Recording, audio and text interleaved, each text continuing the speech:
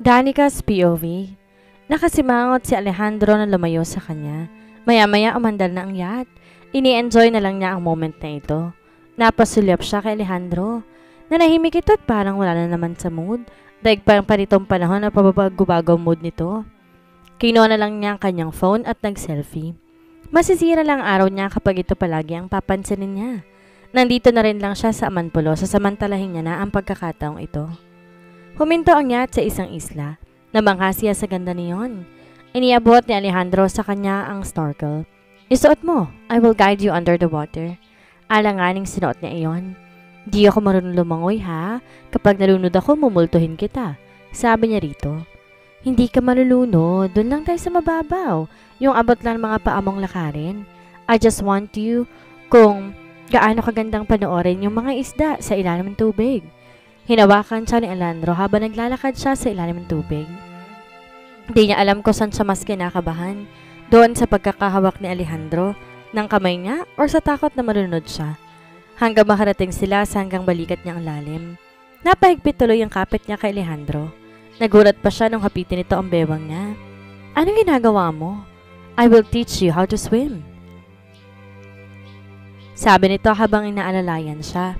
Nagpanik siya na ipreso siya nito padapa habang dito inaalis ang pagkakahawak sa bewang niya. Sige, iwagayway mo lang yung mga binti mo. Maya-maya lumangoy na rin to habang nakahawak sa kanya. Hindi siya mapakali. Natatakot siya sa pakiramdam na hindi na kayang abutin ng mga paa niya ang tatapakan niya.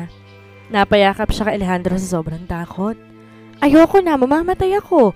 Dalhin mo ako sa pampang. Anya dito. Ang babaw pa lang nito, wag kang OA. Sabi nito sa kanya. Basta ayoko na. Takot na sabi niya pa dito. Paano ka matututong lumangoy kung pangungunahan ka ng takot? Sabi nito. Wala ka bang tiwala sa akin? Napatingin sa dito. Kahit naman madalas siya nitong pagsaritian ng kung ano-ano, alam niyang hindi siya nito pababayaan. Dinala siya nito sa mas mababaw. Panoorin mo yung mga paa at kamay ko ha? Sabi nitong pinakita sa kanya kung paano ang tamang paglangoy. Parang ang daling tingnan, pero nakakatakot kapag sinusubukan na niya. Ano ba naman kasing mag-concentrate ka kasi? Anito nang di niya makuha ang itinuturo nito.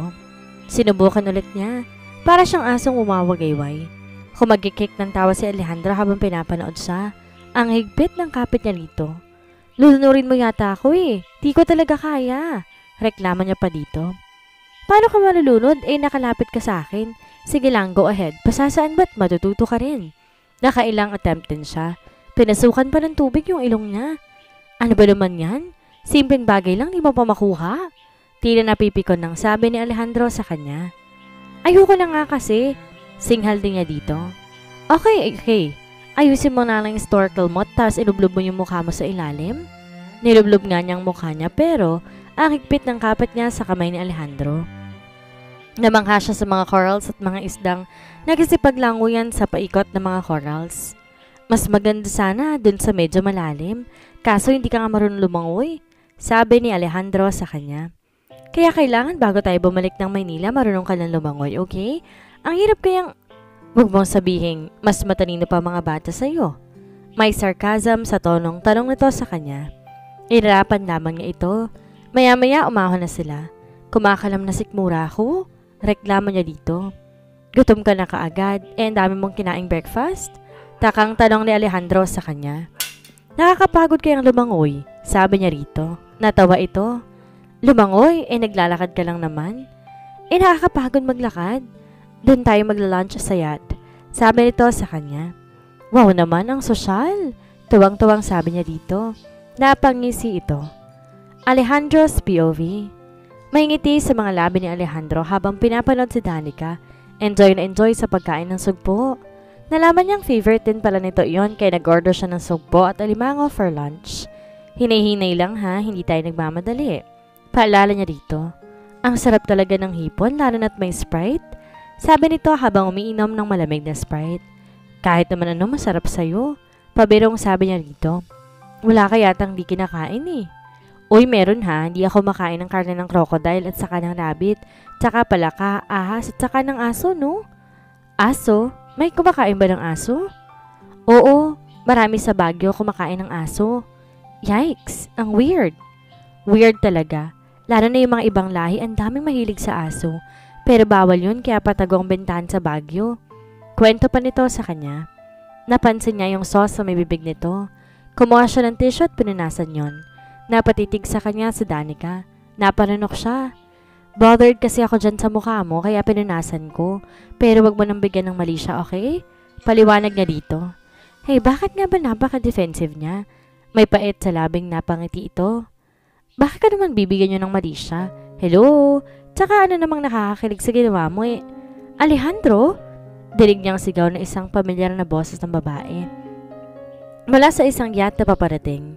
Paglingon ni Alejandro, nakita niya si Alicia. Lula ng yate habang kumakaway sa kanya. Alejandro! Parang bigla siya nagka-anxiety. Kuminto ang yacht sa tapat ng yacht nila. God, I miss you so much. Mabuti na lang nakabukbog din ako. Sigaw nito saka nawala ang ngiti nang makita sa Danica. Tumayo na siya at bumaba sa yacht patungo sa pampang para salubungin to. Ayaw niya ng gulo. Kilala pa naman niya si Alicia kapag nagalit. Pagkababa ni Alicia, patakbo itong lumapit sa kanya at yumakap. Tsaka sinil siya ng hagkan sa mga labi na tila mas ipinapaalala sa kanya kung sino ba to sa buhay niya. God, I miss you. I miss you too. Halos mahinang sabi niya dito. Kaya pala mo ka nag-e-enjoy kang kasama ng babaeng yon? Alicia, mag-uumpisa ka na naman ba?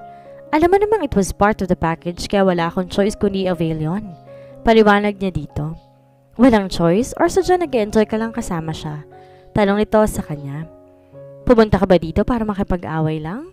Balik tanong naman niya dito dahil maski siya hindi niya kayang sagutin ang tanong nito sa kanya. Danica's POV. Napalitan ng Ines ang sayang nararamdaman kanina ni Danica. Hanggang dito ba naman kailangan pang sumunod ng Alicia na yun? Hindi ba to nahihiya na ito ang para naghahabol kay Alejandro sa ginagawa nito? Napapasimangot siya habang binubuksan ng alimango. At ito namang si Alejandro, alam na nandito ako pero parang baliwala ako makipaghagkan sa babaeng yun. Kahit naman napilitan lang silang magpakasal ng dalawa, dapat igalang pa rin ito ang kasal nila. Mukhang enjoy na enjoy pa makipagsunggaban sa Alicia na yun. Para tuloy hinahalukay ang sikmura niya habang pinapanood ang mga to, kaya inutusan niya ang crew na bumalik na lang siya sa resort. Sana kasi hindi na lang ako sumang-ayon mag-island hopping sa mokong na to eh. Si Mr. J naman talagang kadate ko ngayon. Mapilit lang talaga si Alejandro, yun naman pala mangingimal lang sa ere. Hanggang makabalik sa resort, masama ang loob niya. Naiinis siya dahil parang nakalimutan na ni Alejandro na siya ang kasama nito ngayong nandito na si Alicia. Pero naisip niya mabuti na rin yun. At least solo niyang kwarto, tsaka magagawa niya lahat ng gusto niyang gawin ng walang nakikialam sa kanya. Pagkapaligo, sinuot niya ang kanyang pinaka-sexing bathing suit. Hindi lang niya kamukha si Julia Barreto, magkasing ganda rin sila nito ng katawan. Alaga kasi niya ito sa exercise kaya kahit malakas siyang kumain, hindi siya tumataba. Gandang-ganda siya sa sarili habang naglalakad sa buhanginan. Nakasalubong sila ni Isagani. Totoo palang may Diyos na nagpapakita dito sa ganitong oras? Sabi ni Mr. J sa kanya. Nangiti siya. Rule number 4. Love yourself and take care of your appearance at all times. Aniya dito. Alam mo itong rule number 4 na to? Minsan dito ako sumasablay. Tamad kasi ako mag-ayos eh. Kung ano lang masuot ko, go, wala akong pakialam. Pero tama din eh, dapat pala talaga palagi kang maganda. Di mo naman na kailangan mag-exert ng effort. Maganda ka naman talaga. Sabi nito habang nakatitig sa mga mata niya. Alejandro's POV. Dumilim ang mukha ni Alejandro nang matanawan si Danica kasama si Mr. J. Sinadya pa talagang magpa-sexy ng babaeng yun para kay Mr. J, ha? Alejandro, don't you think it's about time na bitahon ko na yung modeling career ko at mag-focus na lang ako as a fashion designer? Nagkibit balikat lamang siya. Gusto ko mag-expand. Bahala ko mag-open na isa pang shop. Tumitingin ako ng lugar sa BGC. What do you think? Maganda yon. Tipid na sagot ko dito. Napatiimbagang siya na makita niya si Danica na tumatawa habang may kung anong binubulong si Mr. J dito. Kilig na kilig pa. For sure, binubola lang naman siya ng lalaking yon. Alejandro, are you listening to me? Of course. I was thinking whether or not I should pursue my master's degree. What do you think, love? Ikaw bahala. Tipid na sagot niya dito. Sana talaga makuha mo ng mana mo at nang mahiwalay mo ng babaeng yon. Then, pwede mo na akong pakasalan, right? Ha?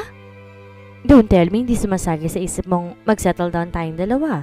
Tanong nito sa kanya. Pilit ang ngiting kumawala dito samantalang hindi naman kasi ganun kadali yun. Alam mo naman ang sitwasyon ko, hindi ba?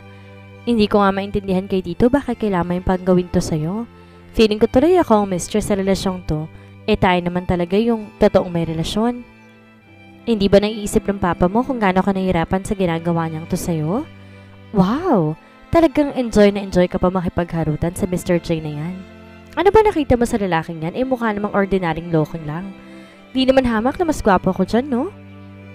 Alejandro, kausapin kayo natin na masinsinan si Tito Alfredo. Sabihin natin yung totoong nararamdaman natin sa isa't isa. Malay mo maawa sa atin.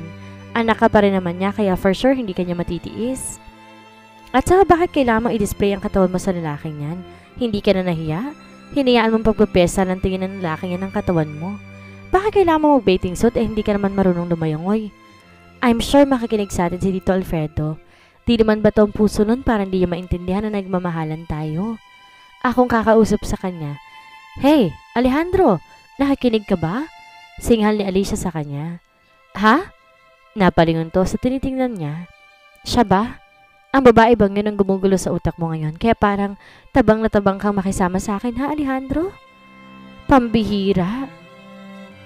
Yung babit na yon, pinagsisilosan mo? Mapakla ang tingin niya kay Alicia. Palagay mo ipagpapalit kita sa kanya? Hindi naman imposible yon, hindi ba? In fairness, maganda siya. Kung tutuusin, tangkad lang ang lamang ko sa kanya at...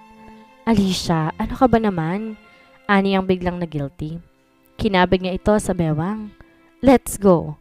Kumain ka na at kumain tayo ng halo-halo. Masarap ang halo-halo dito. Sabi na lamang niya para maiba ng topic nila.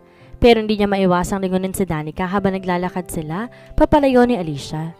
Bakit nga ba nagmamaktol ang kalooban niyang makita ito kasama ni Mr. J na yon? Nagsiselos ba siya? Of course not. No way. Why would I? Pakialam ko kahit sino pa ang masamang lalaki ng babaeng yon. Worried lang ako na baka makarating to kay Papa. Siyempre, yun lang naman ang dahilan ng pinagkakaganito. May iba pa ba? Danica's POV. Enjoy na enjoy ang mokong. Sa bagay, masarap nga naman sa pakiramdam na yung mahal mo sa buhay ang kasama mo sa napakagandang lugar na to. Sa loob-loob ni Danica habang nakatingin kina Alicia at Alejandro na magkaakbay naglalakad, papalayo sa kanila ni Isagani. Parang hinahalukay ang sikmura niya ng mga sandaling iyon kung bakit hindi niya alam. Rule 5. Do not make it too clear or your opponent will explore it. Dinig ang sabi ni Mr. J. Ha? Makahulugan to ngumiti sa kanya at nagkibit balikat. Sa halip na magmaktol ka dyan, let's just enjoy this place. Suggestion ito sa kanya. Siyempre naman, ang mahal kaya dito. Bakit dito maulit? Sasamantalahin ko na. Nakangiti ng sabi dito. That's my girl. Ang mahal kaya dito. Sabi ni Mr. J sa kanya. Let's go scuba diving. Nakakayamang aminin, hindi ako marunong lumangoy. Mahinang sabi niya dito. Ganun ba? I will teach you how to swim then. Pilit siyang napangiti. Parang mas gusto niya si Alejandro ang magturo sa kanya na lumangoy. Mabait naman si Mr. J, very thoughtful at napaka-gentleman. And yet, bakit ganun? Bakit kahit punong-puno ng sense of humor si Mr. J, bakit parang mas enjoy ako sa company ni Alejandro? Kahit mas madalas yata kami nagkaasaran kaysa nagkakasundo. Napahinga siya ng malalim. Bakit ba niya pinag-aaksay ang pag-isipan ng taong yon? Hindi nga yung nag-aalala sa kanya eh. Pinilit na lang niya ang sarili mag-enjoy sa company ni Mr. J. Sa kabilang banda, what's wrong with you? Tanong ni Alicia na mapansing pabalikwas siya sa kanyang hinigaan. Ha? Nag-aalala ako kay Papa. Baka kasi makarating sa kanya na nandito ka ngayon sa Amanpulo. Sabi niya dito. Kailan ka pa nag-worry ng ganyan sa Papa mo? Dati ba namang ginagawa ko nung gusto mo, hindi ba? Not this time, Alicia. Alam mo naman kung ano nakasalalay dito, hindi ba? Naiinis niyang sabi dito. And please, Alicia, tanggalin mo ang ideya na magkakagusto ko sa bubit na yon. Hey, bakit ba napaka-defensive mo? Tinatanong ko lang kung bakit parang di ka comfortable ngayon na. Natahimik siya. Bumangon at lumabas ng kwarto nila na wala kahit ano sa katawan. Sa bagay, madalas galon sila sa pool ni Alicia. Nasanay kasi sila sa Amerika na walang pakialam. Tumayo siya at sinundan nito. Saan ka pupunta? Nilapitan siya nito at hinila papunta sa dagat. Come on! Since hindi ka makatulog, let us just enjoy the night on this beautiful island. Pinagbigyan na lamang din niya ito. Tinanggal din niya ang suot na underwear at tumatawang tumakbo sila sa dagat.